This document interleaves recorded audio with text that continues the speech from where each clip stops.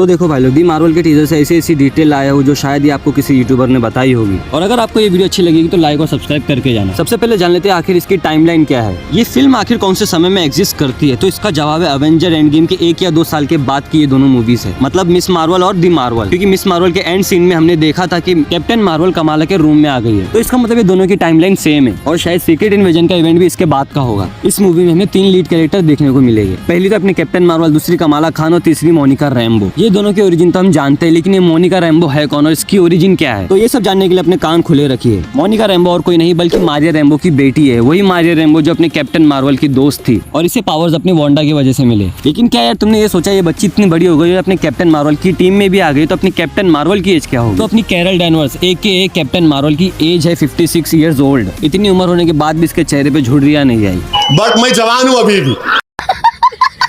अगली डिटेल है इस कहानी की मेन विलन की। इस कहानी की मेन विलन ये लड़की है और इसका नाम है डार्बेन। और कॉमिक में डार्बेन कोई औरत नहीं बल्कि आदमी था, और ये एक क्री कमांडर था, लेकिन MCU ने इसे औरत से आदमी बना दिया। सॉरी।